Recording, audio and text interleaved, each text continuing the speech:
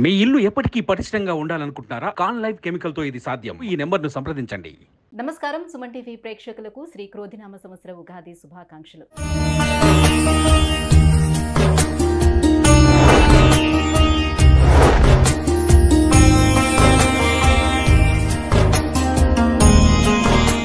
ఈ క్రోధినామ సంవత్సరం ద్వాదశ రాశుల వారికి ఎలా ఉండబోతుంది, అలాగే ఈ సంవత్సరం మొత్తం మీద నవగ్రహాల స్థితిగతులు ఏ రకంగా ఉన్నాయి అనే విషయాన్ని తెలియజేసేందుకు మనతో పాటు ఉన్నారు జ్యోతిష్య రత్న, జ్యోతిష్య చక్ర వైభవ నిపుణ డాక్టర్ రాళ్లపల్లి రవికుమార్ గారు. గురుగారు నమస్కారం అండి. నమస్కారం. గురుగారు, ద్వాదశ రాశులకి ఏ రకంగా ఉండబోతుందో తెలుసుకునే ముందు ఈ సంవత్సరం అంతా కూడా ఆ ద్వాదశ రాశుల వరకు నవగ్రహాలు ఎక్కడెక్కడ ఉన్నాయి ప్లేసింగ్? తప్పకుండా అమ్మ. శరదిందు సమాకారే పరబ్రహ్మ స్వరూపిణి వాసరాపీఠ నిలయే సరస్వతి నమోస్తుతే. సుమన్ టీవీ ప్రేక్షకులకు శ్రీ క్రోధినామ సంవత్సర ఉగాది శుభాకాంక్షలు. ముఖ్యంగా నవగ్రహాలంటే మామూలుగా బుధుడు కానివ్వండి, రవి కానివ్వండి, అవన్నీ 20 రోజులకి మారుతుంటాయి ఒక రాశి నుంచి ఇంకో రాశికి. అలాగే శుక్రుడైనా 20 రోజులు మారుతాడు, కుజుడు 45 రోజులు, రవి నెలనాడు. కాబట్టి ముఖ్యంగా మనం తీసుకోవాల్సిన గ్రహాలు మటుకు 4 అండి. ఒకటేమో గురువు, సంవత్సర కాలం అక్కడే ఉంటారు కాబట్టి. రాహుకేతులు ఏడార్థానికి ఒకసారి మారుతారు కాబట్టి. నెక్స్ట్ వచ్చేసి శని వచ్చేసి 2.5 సంవత్సరాలకు ఒక రాశి నుంచి ఇంకో రాశిలోకి మారుతారు కాబట్టి. ముఖ్యంగా మనం గోచారం చూసినప్పుడు, సంవత్సర ఫలితాలు చూసుకున్నప్పుడు మటుకు గురువు, శని, రాహుకేతుల పొజిషన్ ఈ సంవత్సరం అంతా ఎక్కడ ఉన్నాయో చెప్పుకుంటే సరిపోతుంది. ఎందుకంటే మనం ఏం గోచారం చెప్పుకున్నా కూడా ముఖ్యంగా ఆ 4 గ్రహాలని బేస్ చేసుకుని చెప్పాలి.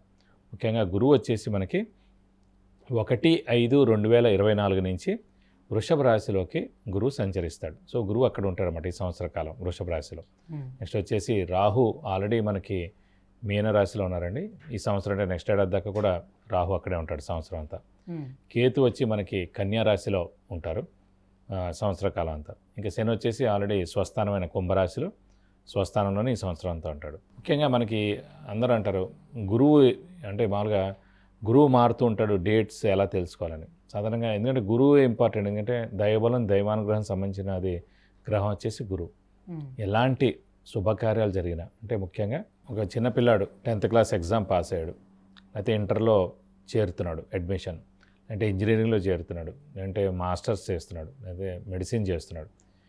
అలాగే ఉద్యోగం, ఫస్ట్ ఉద్యోగం, ప్రమోషన్, అలాగే గృహం, వాహనం, వివాహం, సంతానం, ఇవన్నీ కూడా చేరాలంటే కనుక గురుబలంతో సాధ్యం. అంటే గురువు ప్రతి సంవత్సరం ఒక రాశిలో ఉంటాడన్నమాట. కాబట్టి ఆ గురువు ఆ సంవత్సర కాలంలో ఆ రాశుల వాళ్ళకి 2వ స్థానంలో ఉన్నాడా, 5వ స్థానంలో ఉన్నాడా, 7వ స్థానంలో ఉన్నాడా, 9వ స్థానంలో ఉన్నాడా, 11వ స్థానంలో ఉన్నాడో చూడాలి. సో 2, 5, 7, 9, 11 స్థానాలు శుభ ఫలితాన్ని ఇస్తాడు గురువు. సో మన రాశి నుంచి ఎక్కడైతే ఉంటాడు. కాబట్టి ఆ గురువు అనేవాడు ఎప్పుడు మారుతాడని ఎలా తెలుసుకోవచ్చు అంటే పుష్కరాలు ఎప్పుడైతే స్టార్ట్ అవుతాయో ఆ రోజు నుంచి మనకి గురువు వేరే రాశిలోకి మారినట్టమాట. సో ఈ సంవత్సరం నర్మదా నది పుష్కరాలు స్టార్ట్ అవుతున్నాయి, అది కూడా 1 మే నుంచి స్టార్ట్ అవుతున్నాయి. కాబట్టి 1 మే నుంచి గురువు వృషభ రాశిలోకి ప్రవేశించి సంవత్సర కాలం అంతా అక్కడ ఉంటాడు.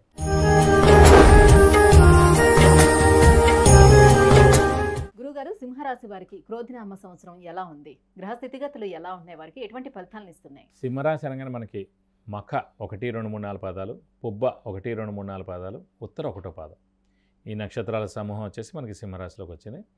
ఈ రాశి వారికి ముఖ్యంగా గురుబలం పరిపూర్ణంగా ఉంది. ఎందుకంటే దశమ స్థానంలో చాలా బాగున్నాడు. దశమ స్థానం అంటే రాజ్యస్థానం అంటారు, ఉద్యోగ స్థానం అంటారు, ప్రొఫెషన్ స్థానం, ఈ 3 స్థానాలు కూడా దశమ స్థానం. వ్యాపారం కూడా చూసుకున్నా కూడా అది కూడా ఒక పాయింటే, దశమ స్థానం. ద్వితీయంలో కేతు కాస్త పర్వాలేదు. అష్టమంలో రాహు బట్ కొంచెం జాగ్రత్తగానే ఉండాలి. ఎందుకంటే అష్టమ స్థానం యాక్సిడెంట్స్, అష్టమ స్థానం మరణం, అష్టమ స్థానం డిలేస్, ఇవన్నీ కూడా ఉంటాయి అష్టమ స్థానం. కాబట్టి రాహు అనేవాడు సాధారణంగా చెడు ఫలితాలను ఇస్తాడు. అందులో ఆ స్థానంలో ఉన్నాడు కాబట్టి యాక్సిడెంట్స్ ప్రోన్ అవ్వడం ఇలాంటివన్నీ కూడా సాధారణంగా అవకాశాలు ఉన్నాయి. మామూలుగా మన జాతకం బాగుందని కూడా అసలు ఇవన్నీ ఏం జరగవు. జాతకం కొంచెం వీక్ ఉందనుకోండి, ఇలాంటివి జరిగేందుకు అవకాశాలు ఎక్కువగా ఉన్నాయి. కాబట్టి ఈ రాశివారు వెహికల్ డ్రైవింగ్ జాగ్రత్తగా చేయాలి ఈ సంవత్సర కాలం. ఎందుకంటే జాగ్రత్తగా చేయకపోతే అనవసరంగా యాక్సిడెంట్ అయ్యేందుకు అవకాశాలు ఉన్నాయి. అలాగే మన వెహికల్ ఎవరైనా తీసుకెళ్ళినా కూడా దానికైనా జరగచ్చు. ఇంకా బండి మన పేరు మీద ఉంది కాబట్టి, మనకి ప్రస్తుతం అష్టమ స్థానంలో రాహు ఉన్నాడు కాబట్టి ఆ వెహికల్కైనా జరిగేందుకు అవకాశం ఉంది. కాబట్టి మన వెహికల్ గోచార రీత్యా అష్టమ స్థానంలో రాహు ఉన్నాడు. మరి వారి జన్మ జాతక రీత్యా కూడా అష్టమ స్థానంలో ఎవరున్నారు? అదే జన్మజాతకంలో కూడా అష్టమ స్థానంలో రావంటే ఆల్రెడీ యాక్సిడెంట్ ప్రోన్ హారోస్కోప్ అని. ఇక్కడ ఏంటంటే జస్ట్ మామూలుగా ట్రాన్సిట్లో వచ్చింది అంతే. సో అక్కడ ఉండి ఇక్కడ ఉంటే చాలా ప్రమాదం ఎక్కువగా ఉంటుంది. అక్కడ లేదు ఇక్కడే ఉంది అనేది జస్ట్ 30 to 40%. కాబట్టి రాహు అష్టమంలో ఉన్నాడు కాబట్టి మన వెహికల్ ఎక్కువ మెయింటెనెన్స్ అవ్వడం, ఖర్చు అవ్వడం ఇవన్నీ జరుగుతాయి అన్నమాట. అంత ప్రమాదం లేదు, ఎందుకంటే గురుబలం పరిపూర్ణంగా కాదు కాబట్టి ఏమైనా కూడా జాగ్రత్తగా నడిపిస్తే మంచిది. అలాగే సప్తమ స్థానంలో శని ఉన్నాడు. సప్తమ స్థానం భార్య లేదా భర్త, అలాగే బిజినెస్ చేసే పార్ట్నరు, అలాగే ఇమీడియట్ బాస్. సో ఈ సప్తమ స్థానంలో శని ఉన్నందుకు ముఖ్యంగా సింహరాశి అధిపతి రవి శనికి అస్సలు పడదు, వాళ్ళిద్దరూ బద్ధ శత్రువులు. కాబట్టి భార్యాభర్తల్లో అన్యోన్యత లోపించడం, అయితే వాళ్ళిద్దరి మధ్యన దెబ్బలాట్లు ఉండడం, అంటే ఈ పార్ట్నర్స్తో గొడవలు రావడం వ్యాపారంలో, అలాగే ఇమీడియట్ బాస్తో ఏదైనా ప్రాబ్లం రావడం జరిగేందుకు అవకాశాలు ఉన్నాయి. కాబట్టి ఈ సంవత్సరం కాలం మనం మౌనంగా ఉండిపోతే మంచిది. భార్యాభర్తలైనా బాస్ ఇమీడియట్ బాస్ అయినా వాడు ఎలాగో మౌనంగా ఉన్నాడు. వాడు ఎందుకుంటాడు? వాడు మన రోజు పర్యవేక్షిస్తూ ఉంటాడు. మనమే మౌనంగా ఉండాలి. సింహరాశి ఎవడు ఉన్నాడో వాళ్ళు మౌనంగా ఉండాలి, అవతల రాశి వాళ్ళు కాదు. మనమే మౌనంగా ఉంటే సరిపోదు. ఎందుకు సాధారణంగా సింహరాశి అంటేనే ముక్కుసూటి మనిషి, వాళ్ళు ఎందుకు మౌనంగా ఉంటారు? అవతల వాళ్ళు చేసే చేష్టలు చూసి ఖచ్చితంగా అది భార్య అయినా భర్త అయినా ఇమీడియట్ బాస్ అయినా పార్ట్నర్ అయినా వ్యాపారం పార్ట్నర్ అయినా వాళ్ళు ఏదో ఒకటి ఇబ్బంది కలిగించేందుకు అవకాశం ఉంటుంది. ఎందుకంటే మన సమయం సరైంది నడవట్లేదు కాబట్టే వాళ్ళు ఇబ్బందులు పెట్టేందుకు అవకాశం ఉంటుంది. కాబట్టి మనమే మౌనంగా ఉన్నామనుకోండి తొలగిపోతుంది. కొంచెం చూసి చూడనట్టుగా మౌనంగా ఉండి అలా వెళ్ళిపోతే తప్పకుండా, అంటే గురుబలం కూడా ఉంది కాబట్టి ఎక్కువగా ప్రాబ్లమ్స్ రావు. లేదంటే ప్రాబ్లమ్స్ ఖచ్చితంగా వచ్చేందుకు అవకాశాలు ఉన్నాయి. మొన్న ఇలాగే లాస్ట్ మంత్ పెట్టినప్పుడు కొంచెం మౌనంగా ఉండండి అని అంటే కింద కామెంట్స్లో పెట్టారు. నేను ఒక 3 రోజుల ముందు ఈ వీడియో చూసినా కూడా బాగుండేదండి, నేను అనవసరంగా మా బాస్ని తిట్టేసాను, వెంటనే ఉద్యోగం తీసేసాడని. ఒక కాలేజీలో పనిచేసే లెక్చరర్, మా వైఫ్ కూడా ప్రెగ్నెంట్ 8th month అదే.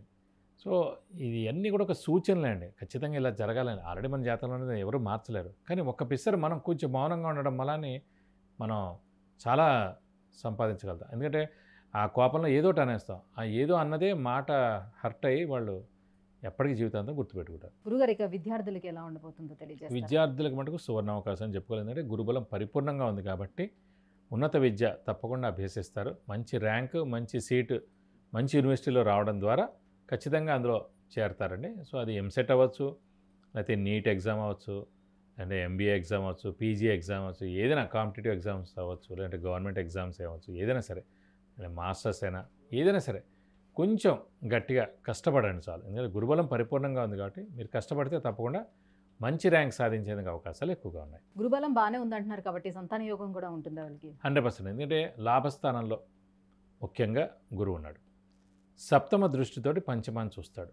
పంచమ స్థానం అంటేనే సంతాన స్థానం, అలాగే సంతాన కారకుడే గురువు ఎవరికైనా సరే. కాబట్టి అలాంటి సంతాన కారకుడైన గురువు పంచమ స్థానమైన పిల్లల స్థానాన్ని చూస్తున్నాడు కాబట్టి సప్తమ దృష్టితోడు ఖచ్చితంగా ఈ ఏడాదిలో ఎప్పుడైనా సరే ఖచ్చితంగా సంతానం కలిగేందుకు అవకాశాలు 100% ఉన్నాయి. ఇంకా ఎటువంటి పరిహారాలను పాటించుకుంటే మరింత శుభయోగంగా ఉంటుంది? శని సప్తమ స్థానంలో ఉన్నాడు కాబట్టి, స్వస్థానంలో ఉన్నాడు కాబట్టి అంత నష్టం చేయడు. కానీ అష్టమ స్థానంలో రాహు ఉన్నాడు కాబట్టి ఖచ్చితంగా రాహుకు సంబంధించిన పరిహారాలు మటు తప్పకుండా చేయాలండి.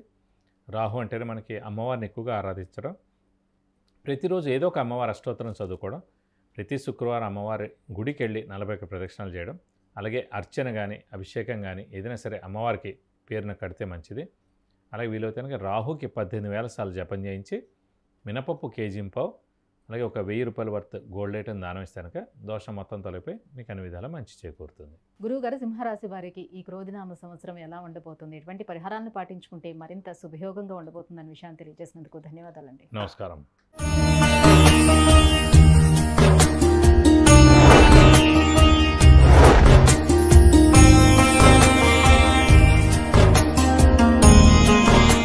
విద్య, ఉద్యోగం, విదేశీయానం, వివాహం, వాహన యోగం, గృహయోగం, సంతానం, ఆరోగ్యం వీటన్నిటి గురించి తెలుసుకోవాలంటే గురుగారు అపాయింట్మెంట్ కోసం కింద స్క్రోల్ అవుతున్నటువంటి నెంబర్లకి మిస్ కాల్ ఇవ్వండి, లేదంటే మెసేజ్ చేసి అపాయింట్మెంట్ తీసుకోవచ్చు.